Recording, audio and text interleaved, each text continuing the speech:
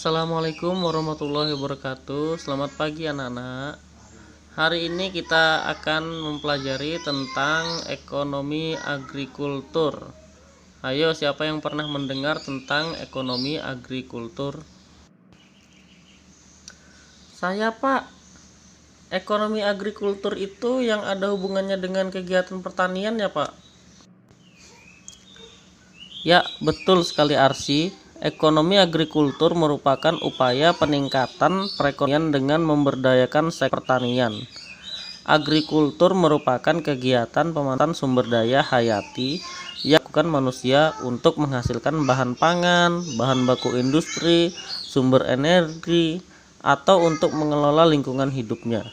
Kegiatan pemanfaatan sumber daya hayati yang termasuk dalam agrikultur biasa dipahami orang sebagai budidaya tanaman, bercocok tanam, atau pembesaran hewan ternak. Selain itu apa lagi ya, Pak? Selain itu, agrikultur dapat pula berupa pemanfaatan mikroorganisme dan bioenzim dalam pengolahan produk lanjutan, seperti misalnya pembuatan keju dan tempe, atau sekedar ekstraksi semata seperti penangkapan ikan atau eksploitasi hutan. Untuk lebih memahaminya, maka Bapak akan terangkan berikut ini. A. Potensi agrikultur di Indonesia. Indonesia sebagai salah satu negara yang termasuk dalam wilayah tropis, memiliki potensi pertanian yang sangat baik. Salah satu produk pertanian Indonesia yang berpotensi menjadi andalan adalah produk pertanian segar dalam bentuk buah-buahan dan sayuran. Produk lain yang turut menjadi andalan adalah rempah-rempah dan bahan bakar nabati. Indonesia merupakan negara agraris yang memiliki sumber daya alam yang banyak untuk produk pertanian. Di sektor pertanian, Indonesia memiliki beragam jenis tanaman. Hal ini didukung kondisi iklim tropis. Di bidang tanaman pangan, Indonesia memiliki tanaman unggul seperti padi, kedelai, kacang tanah, ubi kayu, dan berbagai varietas lainnya. Sektor pertanian di Indonesia merupakan kontributor besar dalam pendapatan nasional, penyerapan tenaga kerja, penyediaan pangan, dan penyediaan bahan baku industri.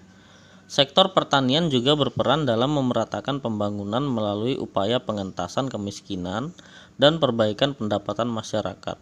Selain itu, sektor pertanian juga telah menjadi salah satu pembentuk budaya bangsa dan penyeimbang ekosistem.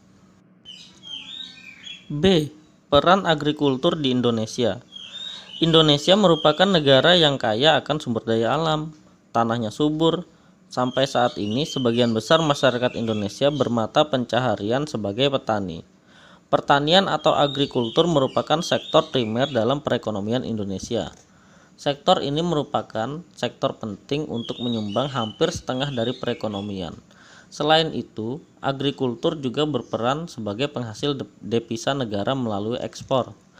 Pembangunan sektor agrikultur di Indonesia sampai saat ini masih belum dapat memberikan sumbangan yang tinggi jika dilihat dari tingkat kesejahteraan pelaku sektor dan kontribusinya terhadap pendapatan nasional. Pembangunan agrikultur atau pertanian di Indonesia mempunyai peranan penting, antara lain potensi sumber daya alam yang besar dan beragam, pangsa terhadap pendapatan nasional yang cukup besar, besarnya pangsa terhadap ekspor nasional, besarnya penduduk Indonesia yang menggantungkan hidupnya pada sektor ini, perannya dalam penyediaan pangan masyarakat dan menjadi basis pertumbuhan di pedesaan. Potensi pertanian Indonesia besar, namun pada kenyataannya, sampai saat ini sebagian petani kita masih banyak yang tergolong miskin. Oh, begitu rupanya. Kasihan sekali ya petani kita. Memangnya hambatan apa, Pak, yang membuat petani kita seperti itu? Ya, pertanyaan yang bagus. Pengembangan di bidang agrikultur di Indonesia mempunyai beberapa hambatan, antara lain sebagai berikut. 1. Skala usaha pertanian pada umumnya relatif kecil. 2. Modal yang terbatas. 3. Penggunaan teknologi masih sederhana. 4. Pertanian di Indonesia sangat dipengaruhi oleh musim. 5. Pada umumnya berusaha dengan tenaga kerja dari kalangan keluarga sendiri. 6. Akses terhadap kredit, teknologi, dan pasar rendah. 7. Pasar hasil pertanian sebagian besar dikuasai oleh pedagang-pedagang besar sehingga akan merugikan petani.